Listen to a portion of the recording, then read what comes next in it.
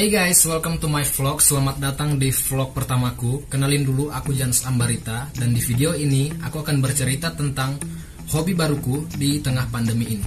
Jadi, apa hobiku? Hobiku adalah membaca buku. Mungkin di antara kalian ada yang berpikir, terus kenapa kalau baca buku? Semua orang juga baca buku. Ya nggak apa-apa juga sih, wajar. Aku juga kadang merasakan hal yang sama pada orang lain. Oleh karena itu, yang akan kubahas di sini adalah bukan seberapa sukanya aku terhadap buku, tetapi lebih ke proses dari yang dulunya tidak suka hingga menjadi seperti sekarang yang menyukai atau bisa dibilang hobi lah dalam membaca buku. Kayaknya gitu sih. Dulu, sebelum aku mulai membaca buku, kegiatan sehari-hariku adalah bermain game. Waktu itu belum ada corona, pada tahun 2019 pas aku masih awal masuk kuliah. Bisa dibilang aku adalah seorang yang maniak game. Karena yang kulakukan pada saat itu cuma kuliah game, gak ada yang lain. Akibatnya, aku menjadi tidak memiliki semangat untuk hal apapun, kecuali bermain game. Pola makan tidak teratur, dan bahkan temanku di kampus pun cuma beberapa doang. Tapi anehnya, aku selalu senang melakukannya.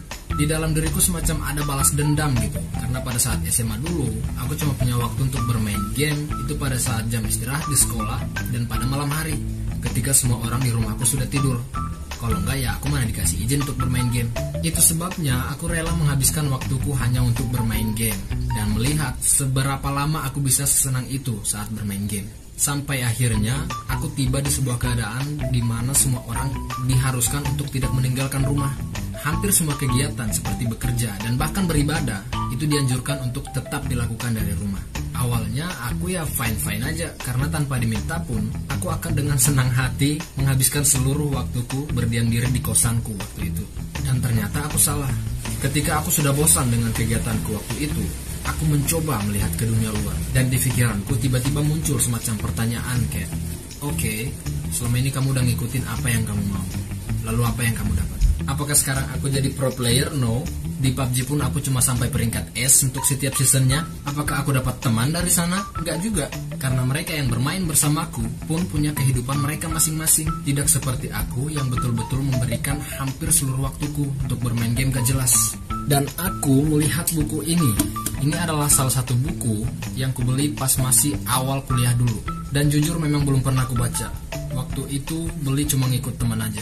Mulai sejak itu aku semacam tertantang untuk membaca buku ini sampai habis kurang dari 1 minggu. Karena kebetulan di kos juga aku tidak punya aktivitas lain, aku jadi punya banyak waktu untuk fokus dalam membaca buku itu. Sekarang aku bahagia banget karena aku berhasil membuat diriku senang dengan membaca buku. Dan jujur, aku yang sekarang merasa jauh lebih baik dibandingkan dengan aku yang dulu yang kerjanya cuma bermain game. Sekarang aku sudah bisa menerima orang-orang di sekitarku karena sudut pandangku yang sekarang pun sudah berbeda. Dari yang dulunya orang yang kuanggap teman cuma orang yang bermain game, sekarang aku sudah membiasakan diri untuk berinteraksi dengan dunia luar.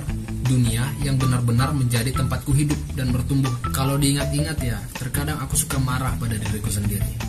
Kenapa pas aku masih mempunyai kebebasan untuk bertemu dengan orang-orang baru, aku justru ingin melakukan semuanya sendirian, seolah-olah aku tidak membutuhkan kehadiran orang lain di dalam hidupku.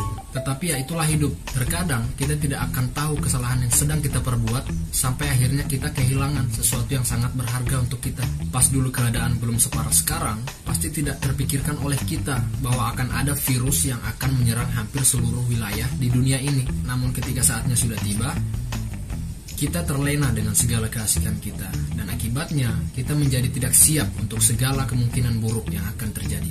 Pesanku untuk kalian anak-anak muda sebelum aku mengakhiri video ini, jangan jadikan pandemi ini sebagai alasan untuk tidak melakukan apapun. Oke, COVID mengharuskan kita untuk stay di rumah, tetapi bukan berarti selama kamu di rumah, kamu hanya duduk diam di atas kasur. Ada banyak hal baik yang bisa kamu lakukan yang akan berdampak di masa depan.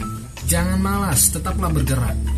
Kalau Albert Einstein bilang, hidup bagaikan mengendarai sepeda. Untuk tetap seimbang, kamu harus tetap mengayuh. Thanks for watching. Bye.